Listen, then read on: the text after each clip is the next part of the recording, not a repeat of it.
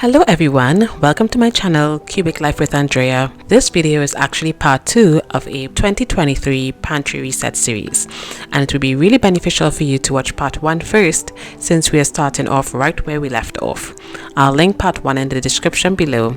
Now let's get into it. These are the large containers that I recently purchased at Sam's. I got them on like a 50% off sale, which is like a major win because these container sets could start adding up after a while. But I think they were on sale because they are a bit too tall for the standard shelf. So my initial thoughts were to either put them on the ground floor or on the top shelf of the pantry or on their sides on one of the standard shelves. And by the way, in addition to making your pantry look beautiful, these containers are not just for looks. They are also super functional in terms of keeping your food fresher for longer because they all have airtight seals. And they also help your pantry be more organized because you can stack them and easily remove things and put them back in their designated position.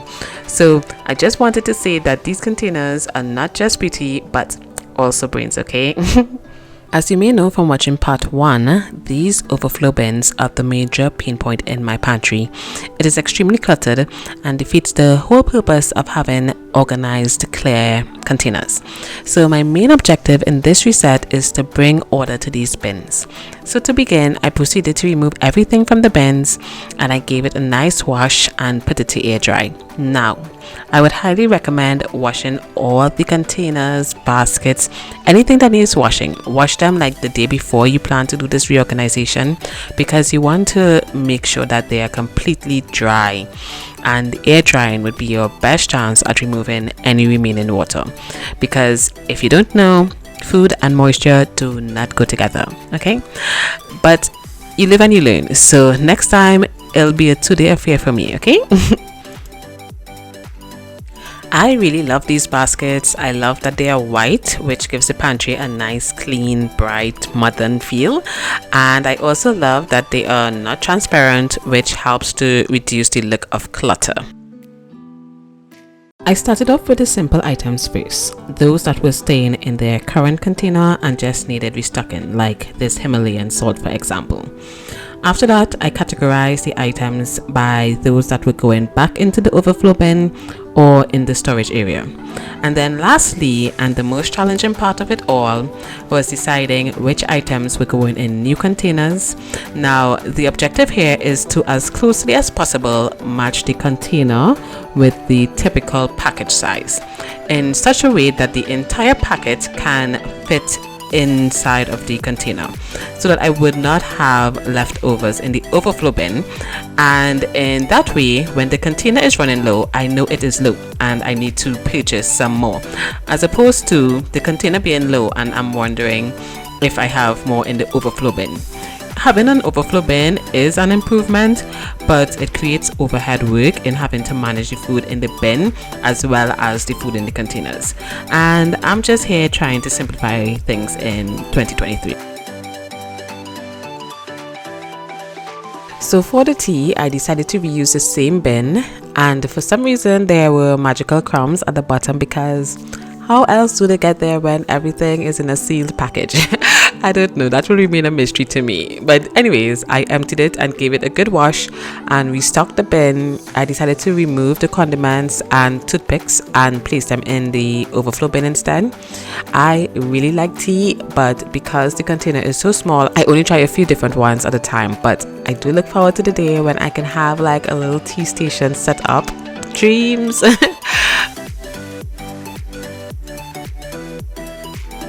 By the way, I'm using a flour sack towel to dry them. I absolutely love these towels for drying. They are so absorbent and reusable. So bonus. But still, I would have really preferred to have them air dried so that I can be confident that there is no remaining moisture. But I just took my time making sure that I got every drip of water out. This foods container I'm using to store brown rice. Now, I think it goes without saying that I'm a huge proponent for using containers, jars, canisters, whatever you want to call it, in the pantry, especially clear ones. But I have to be straightforward and admit that there is a downside. Well, two downsides actually. One is that you will lose all the information that's on the packaging, like any cooking directions or nutritional facts or expiry date. I'm okay with losing the nutritional facts since it's typically available online. The expiry date, I write it on the bottom of the container using an erasable marker, and if there are any cooking directions I would like to keep, I simply cut off the piece of packaging and put it inside the container so that I can easily reference it when I'm ready. The second downside, like I mentioned earlier, is that these containers can add up money wise after you purchase a couple sets. So I also try to reuse jars as well. So for example, the jar the olives come in, I reuse those, and the jar the nuts came in, I reuse those. So you don't necessarily need to go out and break the bank. Simply start by collecting nice jars, remove the label, and soon you'll have a set that looks cohesive.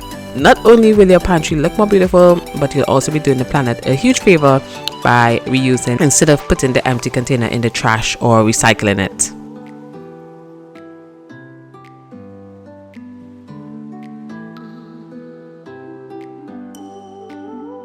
I decided to switch the powdered peanut butter jar with the popcorn jar. The popcorn jar ended up being one of those that was too big for the usual package size of popcorn, so I downgraded the popcorn to a smaller container and upgraded the powdered peanut butter to a larger container. I made sure to wash everything just to ensure that there was no cross contamination. Although I don't have any allergies, if I'm preparing food for others, I'd want to know that there wasn't any cross contamination.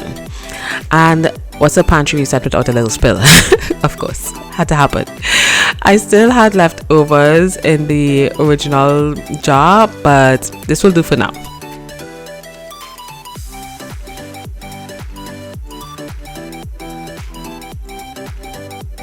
By the way, I love reusing the little scoops that come with the protein powder in my various containers. It's a win-win situation. I swapped the pine nuts and the coconut sugar as well. I probably need an even bigger container for coconut sugar. At this point, I generally swap white sugar with coconut sugar instead. Coconut sugar is lower on the glycemic index and has more nutrition that regular white sugar doesn't have. Although, don't get it twisted, sugar is still sugar at the end of the day, so I still try to consume in moderation.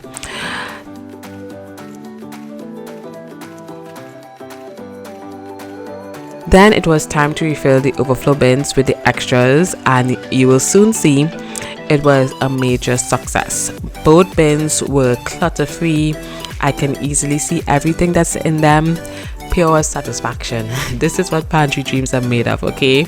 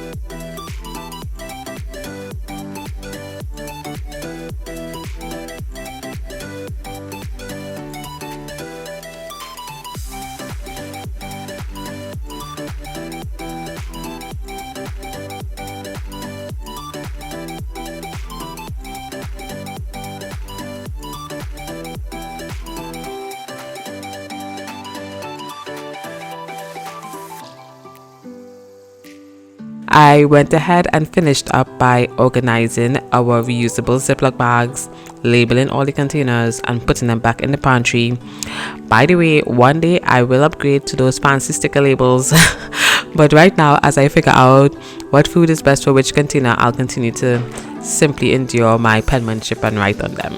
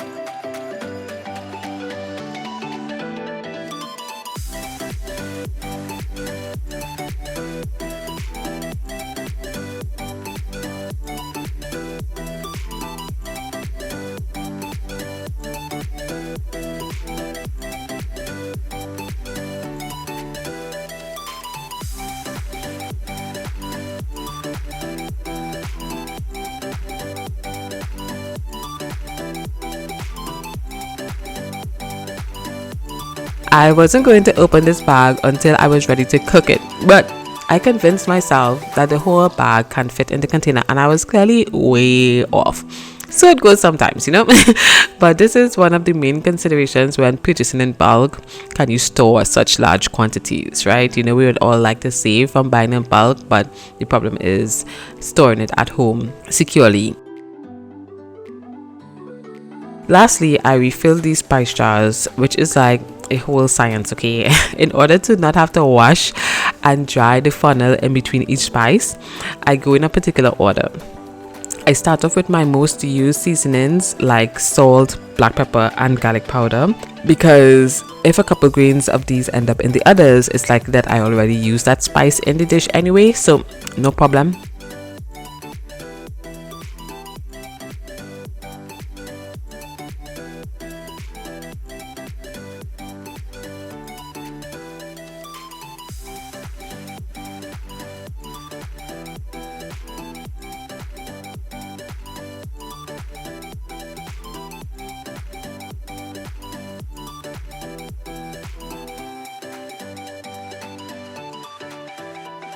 Next up, I put the dried herbs like oregano and the red chili flakes because they're not going to stick to the funnel since they're so large.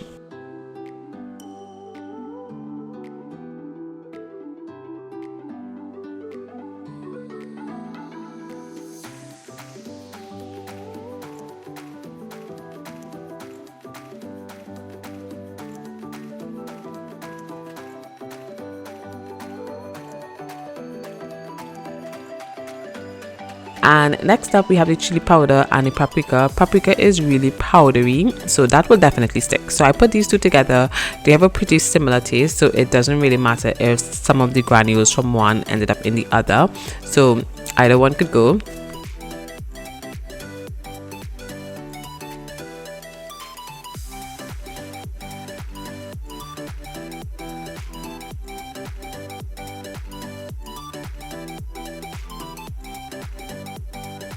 And lastly was cumin.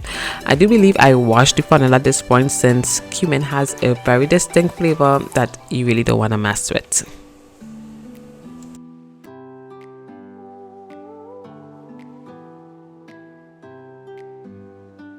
And here is the final reveal of our 2023 pantry reset.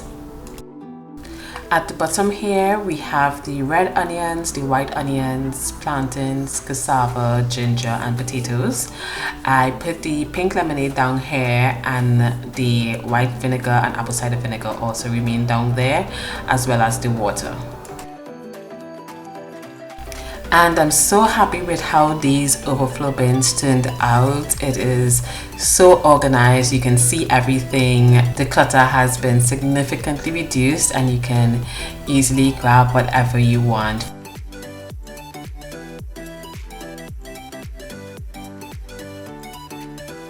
I put the first big container here, and with the others I sort of formed like a diamond. 1, 2, 3, 4. That was like the only uniform shape that I could have think of that works in this pantry at the moment. I have the powdered peanut butter here and the dates, then the brown rice, basmati rice. I also included these little bottles here in this section of the Lazy Suzanne. So it spins like this. And I put the vanilla here as well. And in the back there, I have the coconut flakes and coconut sugar. I could reach them pretty easily, like this. See? So, although they're quite in the back there because of this clearance here, I could easily grab for them. And all the nuts remained there. Then the tin section looks like this, very orderly. There is salmon that we usually buy that's missing from over here, so I'm not sure where that will fit, but we do have space for maybe like 2 more rows, like in these 2 sections. And then over here we have like the bottles. I put the peanut butter up here, and like I said, the other things are in the refrigerator. That needs to be in the refrigerator when it's open. Then we have the milk section, coconut milk, evaporated milk, and condensed milk, and beans, and ackee. When these 3 are finished, that'll be the end of ackee for us for a while, so we'll see how that goes. And then we have this area remaining the same, and we did some changes over here, and everything is fitting nicely in their jars, and up there remain the same. Over here I put the spices at the top, then the crackers on this level, the teas on this level, the honey, dates, and vitamin C on this level, jello, arrowroot flour, and this thing here. And that's it for this pantry set. Thanks for joining me. I hope you enjoyed and it gave you motivation to organize your pantry. If you liked this video, be sure to hit the like button below and also subscribe so that you don't miss any of my future videos. See you guys in the next one, and Happy New Year!